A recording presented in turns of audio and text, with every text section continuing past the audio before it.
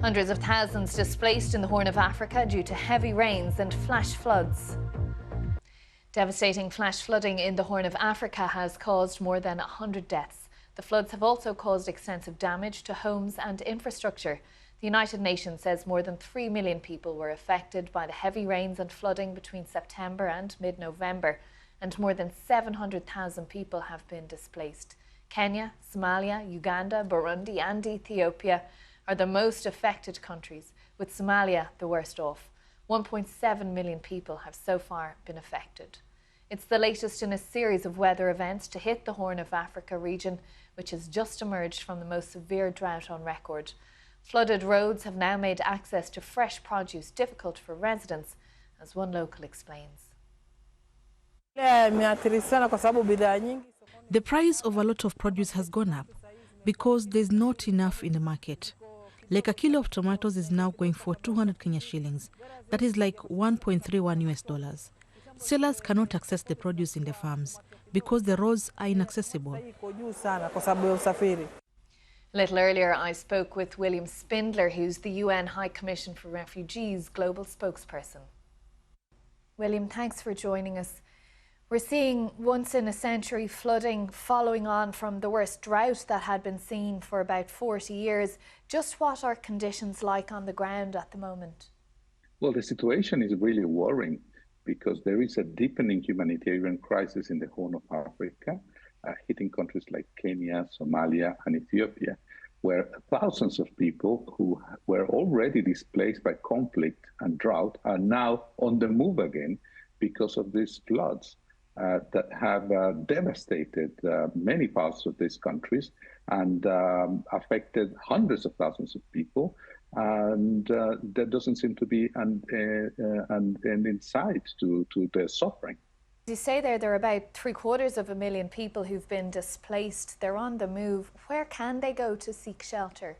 Well, many of them are moving to higher ground, but some of them are just sheltering under trees because their houses have been destroyed or severely damaged by the floods.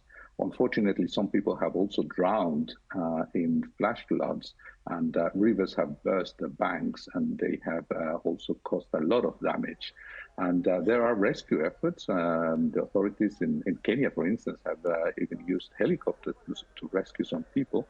But in the Dadaab refugee camp, for instance, which hosts Somali refugees who fled their country because of conflict and insecurity, many of these families are now displaced again and just seeking shelter wherever they can. In some cases, staying in schools, which is going to affect school children who will not be able to go to school because schools are being used to shelter displaced families. The situation is terrific. It's really troubling, and we are appealing for more humanitarian aid to help these people. Well, as you say, the humanitarian crisis is deepening and the death toll, we understand, is likely to rise again.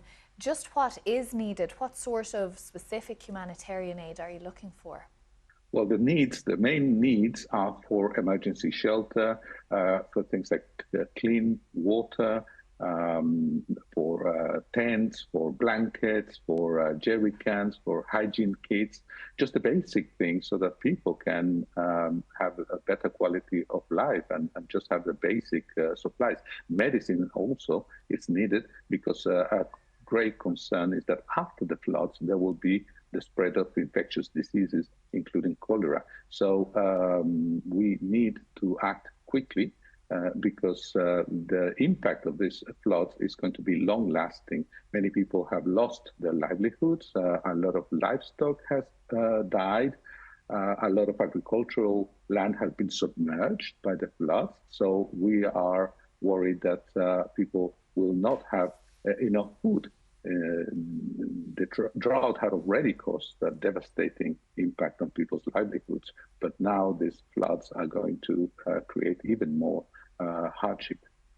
Given everything that's going on elsewhere in the world at the moment, William, is the international community giving enough focus to this humanitarian crisis, do you think? I'm afraid not. the needs are multiplying. There are several humanitarian crises in the world today. There's the situation in Sudan, there's the situation in Syria, in Yemen. Many parts of the world are suffering from needs, and there's a proliferation of crisis, and of course the response from the international community is not keeping pace with the needs. So we are really worried that many people will suffer because of the lack of adequate humanitarian response to the needs. And as you say, the long-term impact is likely to be quite severe as well. Yes, this, as we know, these floods come in the wake of a drought that had already affected communities and caused a lot of hardship and displacement as well. So we are afraid that the resilience and the capacity of people to adapt to the changes has been put to the limit. And without a greater humanitarian effort, we are afraid that we will see more people dying.